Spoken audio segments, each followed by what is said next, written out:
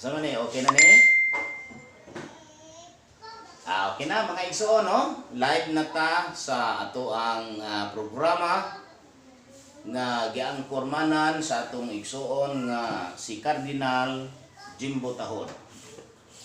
Ug inyong nabati ang mga husay nga iyang isgutan nga kadtong mga nanggawa sa Ehipto niya nang ika 3,487 mao kadto ang kaliwat ni Abraham. Mao kadto ang pinaka katawhan nga gipili sa Dios nga din alang unta nga mahimong example dinhi sa kalibutan. Mao nga tinuod ang iyang husay apan wa ni masabti sa mga tao. Kay ang mga tao karon ang ilahang gitun-an kana mang mga ebanghelyo. Mga teksto nga mga gisumpay-sumpay unya gihatagan og kaugalingon nga interpretasyon. Gihatagan og kaugalingon nga una-una. Mo nay akong nakita didto sa eskwelahan sa spiritual division. Kay pagsulod na po dito, ang mga daghang mga nag-eskwela dito sa eskwelahan, sa espiritu. Pero wala sila manimati sa lecture sa maestro. Nga ang maestro mismo maugyod ang Ginoo. Wa sila manimati. Na nagsulat sila og ilang kaugalingon nga hunahuna. Mao nga pagwa nila dinhi sa kalibutan, naa sila'y kaugalingon nga hunahuna. Wala sila'y kalibutan sa tinuod nga gingharian sa Dios. Mao nga duharaman kami didto sa sulod sa spiritual division. Dito sa eskwelahan, patay naman tong usa. Kay duharaman gyud matud pa sa Ginoo, dili tulo, dili upat, duhar gyud. Kay nagtapad man mi didto sa sulod. Ako ang pinakakatapusan nga estudyante. Katapusan ko nga estudyante nga didto sa eskwelahan, sa espiritu, katapusan ko didto. Mao nga nakita nako ang tanan nako mga classmate ug nakita nako ang ilang gibuhat kay naaman ko sa luyon nila, naaman sila sa akong atubangan. Tapad ni sa akong kauban nga patay na karon. Mao nga kadtong Dios dili mo tan-aw niya kay wala naman siya sa kalibutan. Samtang gasulti ka ng Dios, sa wala ka kumulantaw sa iyahang baba, wala ko makadungog sa iyang tingog. Pero napansin ako nga samtang gasulti siya, gatan-aw siya sa akong agtang. Mao nga pagtanaw nako sa iyang baba, didto pa nako madungog ang tingog sa Dios. Wala man.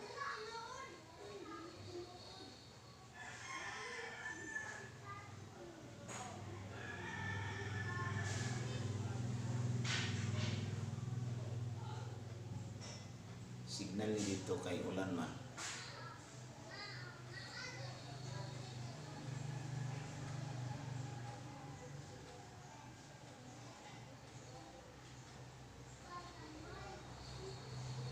Wala. Ang putol lang atong live mga igsuon. Live ta sa Pagadian City. Pagadian City kadtong live nato.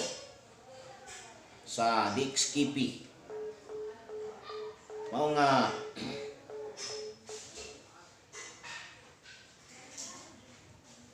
wala man. Cancel man. Anong cancel man? Cancel. Idaya lang na idaya. Kay Tulang ipadayon mga kaigsuon, no? Kay doon naman po tayo live karon sa DXRE din sa Dapitan City o dito sa Mangagoy kunyang alas 5 hangtod sa alas 6. Doon na tayo live dito sa Mangagoy, Surigao. Mao nga atong ipadayon ang paghisgot. Wala. Okay na ni? Napabatay time? Kung wala na, ato na lang ning ako na lang ning i-end. Mao kadto mga igsuon, no, nga kanang gingharian sa Dios, gingharian kana sa mga saserdote. Dili gid ko maulaw musulti ninyo ani. Kay ang Dios may gasulti ani didto ni Moises. Matud pa sa Dios, isulti mo sa katawhan nga alang kanako kamo mahimong usa ka gingharian sa mga saserdote ug usa ka balaan nga nasod. Mao kadto ang gipalatayan sa gobyerno sa Dios nga gikumpos sa tulo ka factors: kabalauran, tulumanon ug mga sugo. Apan ang mga opisyal adtong gobernoha sa Dios na nagpakasala, mao nga gipadad-an silag silot pinaagi sa pagpabihag nila sa hari sa Babilonia nga mao si Nabucodonosor. Mao nga gibihag dayon sila ni Nabucodonosor ni anang 606 BC. Og sa pagka 538 BC, kanang Dios nagpadala na pud og dinihog nga taga Persia nga mao si Ciro aron sa pagsulat sa decree nga papaulion dito sa Jerusalem ang mga binihag nga mga Hudyo kadtong mga Israelitas. Mao nga ni anang paghari ni Artajerjes sa 457 BC, nanguli ang mga Israelitas dito sa Jerusalem, nga mao kanang balaan nga syudad. Kay kadtong Jerusalem nga gipuy-an sa mga anak sa Dios, giisip man kadto nga balaan nga syudad kay gobyerno man sa Dios ang mga gobyerno man sa Dios ang ilahang gobyerno nga gisubay. Mao nga gikan dayon ni anang 457 BC, muisip ka og 490 ka tuig didto mataw si Hesus ni anang gidugayuna sa sulod ni anang gidugayuna. Apan ang tuyo niadto aron sa pag-restore sa gobyerno nga nahanaw dito sa Jerusalem. Kay wa na may hari sila. Gikan ni anang 457 BC, gikan ni anang pagpanguli na sa mga Hudyo. Wala na sila'y hari. Wala na. Mao nga si Kristo ang katapusan nilang hari unta. Si Hesus. Busa ang sulti sa Ginoo samtang si Maria gaburos pa lang ni Hesus, Hesus Kristo, niingon ang Dios nga si Kristo Hesus ihatag didto niya ang trono ni David nga iyang amahan. Mao kadto ang dako kayo nga misyon ni Kristo. Mo man gani nga kanang tagna sa Isayas 9:6, giingon nga alang kanato ang usa ka batang lalaki na tao ug ang kagamhanan igatungtong sa iyang abaga. Kanang kagamhanan gobyerno mo nay bot ipasabot. Gobyerno unsa nga gobyerno? Gobyerno sa Dios. Kadtong gobyerno nga sa panahon ni Moises mo tong gobyernoha. Nga si Kristo Hesus ang perfect adto unta. Siya ang makaperfect. Mga pagwa ni Kristo Hesus, niingon siya, Wala ako moanhi aron sa pagbungkag sa kasuguan kundi aron sa pagtuman. Kay samtang magalungtad ang langit ug ang yuta, walay usa sa kasuguan nga pagalaktawan hangtod ang tanan matuman sa himpit. Munang si Kristo dayon ang pagkatapos sa kasuguan. Dili pod sabton nga pag-ingon nga natapos mawala ng kasuguan. Dili na mawala kay gobyerno man na. Gobyerno ko na sa Dios. Pwede ba dahil ning katawhan nga walay gobyerno? Di man magkadimaon ng mga tao di sa sulod walay gobyerno nga gisubay. Nay gobyerno para ba sa Pilipinas natay gobyerno nga gisunod. Ug wala pa tay gobyerno rapist na ng mga tao. Ningog mga iro, kanang iro ug iring wa man sila gobyerno. Di ba mangiremedyo anay anang hilit anang karsada? Kay wa may gobyerno, pero kitang tao natay gobyerno. Madakpan ta diha o magbuhat mo na madakpan no, preso mo. Kay naa may gobyerno na to. Mao kana nga kadtong mga Israelitas dunay gobyerno. Sa dili pa kanang Israelita sa karon. Duna sila gobyerno ug ang gobyerno mao kadtong gobyerno sa Dios nga gikompo sa tulo ka factors: kabalauran, tulumanon ug mga sugo. Diha ni ana ang mga Hudyo na nagpakasala. Walay nakatuman bisan usa ka buok. Nang kurik si Pablo, siya walay na matarong, wala bisan usa. Siya kay ang tanan na nagpakasala. Kinsa nga tanan? Kadto mga Israelitas na nagpakasala, batok ni adtong gobyerno ha. Sila tanan ang gitukoy ni Pablo nga ang tanan kadto rang mga Israelitas kay dito man to gigama tong gobyerno ha. Kung asa gipakanaog tong gobyerno ha, ang gipakanaogan na maoy makasasala kung dili sila makatuman.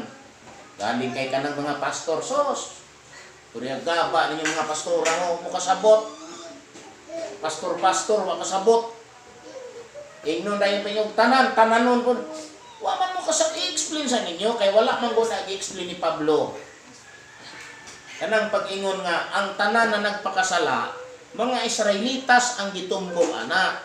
Na nagpakasala sila batok sa gobyerno sa Dios ug nawad-an sa himaya kay ang himaya ana si Hesus.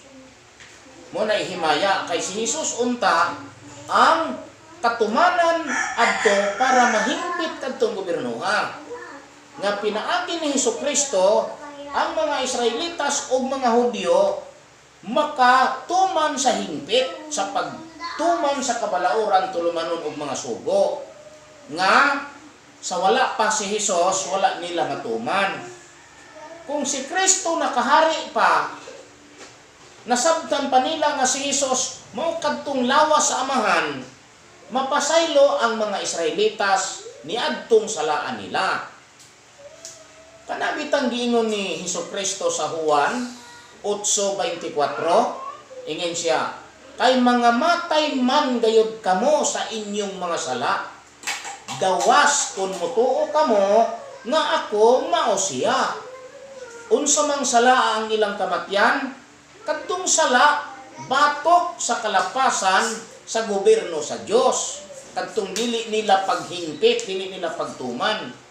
Unya mga matay kuno sila gawas kun mutuo sila ni Hesus nga mao ang Kristo.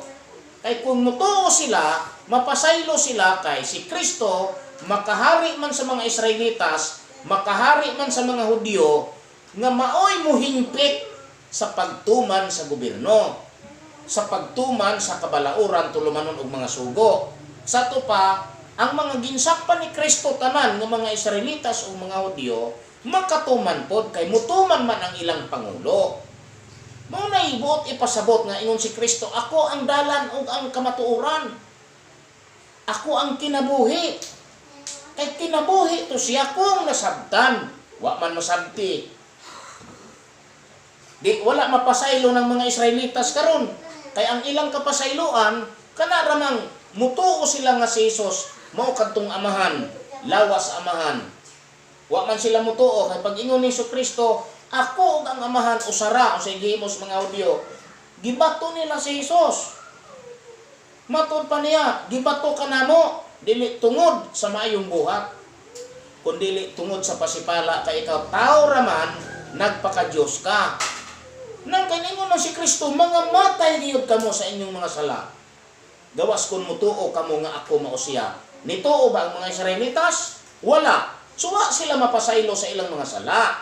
Kay wa man mutuo ang mga Israelitas nga si Kristo mao tong Hesus, mao tong Kristo, mao tong Emmanuel, mao tong dinihog nila.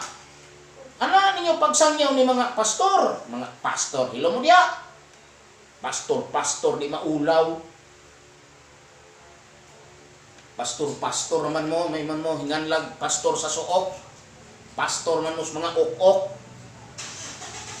Magoy pastor sa Ginoo bright man na. Aman lagi mo kasabot anong istorya ni Kristo. Paingon ni Kristo nga, paingon ni Isayas, sa Isayas, alang kanato ang usa ka batang lalaki mataw ug ang kagamhanan igatungtong siyang abaga. Unsa nga kagamhanan? Gobyerno. Unsang gobyerno ha? Ay alang-alang gobyerno ni Satanas. Kadtong gobyerno nga nahanaw tungod sa sala sa mga Israelitas, tungod sa dili nila pagtuman, tungod kay wa nila hingpita ang kabalauran tulumanon og mga sugo, nahanaw og nagkinahanglan og hari nga mohingpit adtong gobyerno ha. Ug ang hari nga napislit ato ni sa Dios napili mao kadto si Hesus. Mo nga gitagna dayon nga ang kagamhanan igatungtong siya nga baga kay siya man ang magapasan adtong gobyerno ha, para mahingpit ang gobyerno ug ang mga Israelitas, mga Hudyo mahingpit pod sa pagtuman adtong gobyerno ha. Taon kaluoy aning magsasangyaw karon sa kalibutan pag kami kayo pang lunito ng simod aning mga tawhana. Porte kayo mo yama ang mga sitas ni Pablo pero wa kasabot ug unsay tuyo anang nganong natawo si Hesus. Mao nga pag-abot anang panahon na ningon na si Hesus, mga matay kamo sa inyong mga sala kadtong mga Israelitas ug mga Hudyo. Gawas kung mutuo kamo nga ako mao siya, kanang siya mao nang God the Father nga nagpakatao sa lawas didto ni Hesukristo. Mao kadto siya, wa man mutuo tong mga Hudyo. Di wa makahari si Hesus. Di wa sila mapasaylo. Kay ang ilang kapasayloan kana ramang mutuo sila nga si Hesus mao ang Misayas, mao ang Kristo. Wa man mutuo, di wa sila mapasaylo, mao nga gibalhin. Pagbalhin gihatag sa usa ka nasod nga magapamunga sa mga bunga ani. Gikan sa pagbalhin 2,000 ka tuig ra ang hulaton kay kanang ika-2,000 manggod ika-unong man kalibo ka tuig gikan sa pagkasala ni Adan. Kay kadto si Kristo migwa man sa ika-4 kalibo ka tuig. Sa ika-5,000 years di siya nigwa. Sa 5,000 years nang kay 7,000 years ra maning kalibutan. Maingon nga usa ka semana ang pagbuhat sa Dios aning tanan. Mao nga gikan anang pagpanguli sa mga Hudyo 2,000 ka tuig lang ang hulaton. Mo nga pag minus nimo ang answer 1543. Diha gid ta nahimong Pilipinas sa 1543, dili sa 1542, dili sa 1544, 1543 gyud. Busa kanang balaan nga syudad tuah sa gibalhinan anang tuiga ibutang. Unya ang ilhanan anang balaan nga syudad 430 man ka tuig kay kanang balaan nga syudad mao man tong katawhan sa Dios. Mao man tong katawhan sa Dios, mao man toy balaan nga syudad. Kadtong sakop ni Abraham, kadtong mga nanggawa sa Ehipto. Mo nga gikan sa 1543 pag-isip nimo 430 ka tuig 1973 ang answer.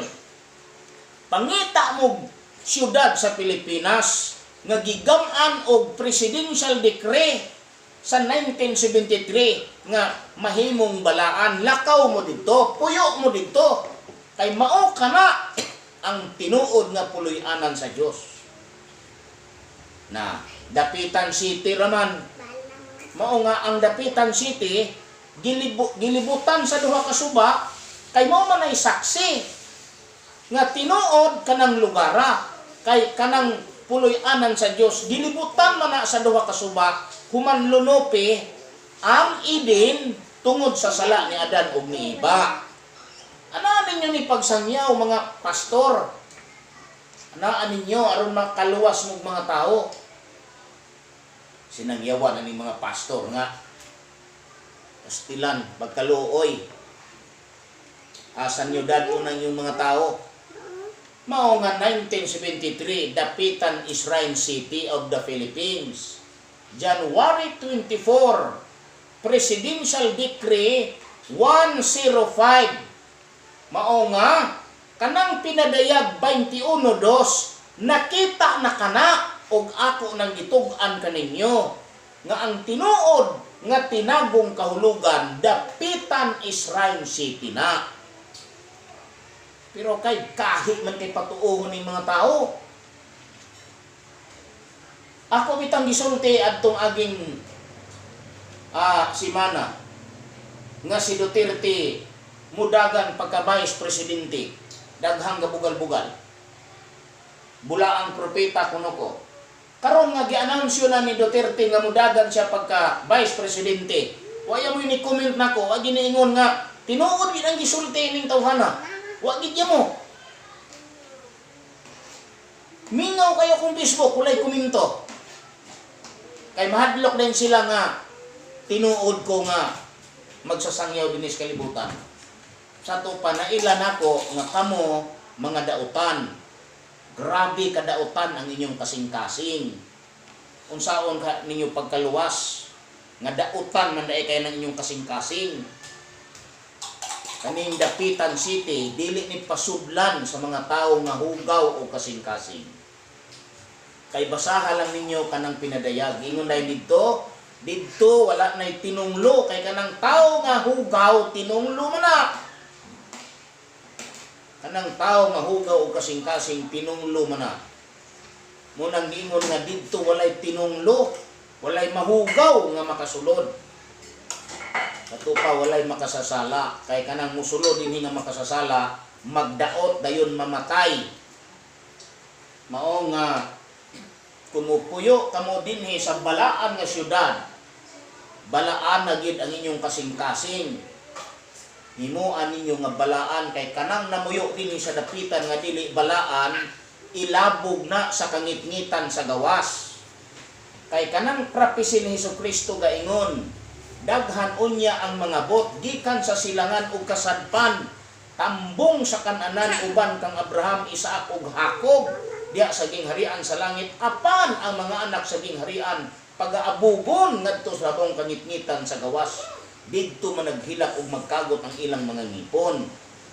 Si Abraham taga Mesopotamia. Ug ang Mesopotamia mao ang Dapitan City, mo na spiritual Mesopotamia. Sa tupadaghan ang mga bot dinhi nga tagalagyong lugar, pero kanang taga dinhi nga mao ang gitawag og mga anak sa gingharian nga dili nagbalaan abugon sa labang kangitngitan nga sa ato pa mao ang kamatayon. Kay mao man ay meaning anang labang kangitngitan sa gawas. Didto man naghilak ug managkagot kay manggilubong god. Manggilubong man dayon. Mao nga dagan kayong salamat sa pagpamati. Ako unta kining ihatag tanan ni Cardinal Jimbo kay aron nga masabtan gid ninyo ang husay niya. Akong ibalik kini sa atong angkorman Cardinal Jimbo Tahod og kini inyong igsuon si Mr. Genito Yabo nanuka dinhi sa dakbayan sa Dapitan Shrine City.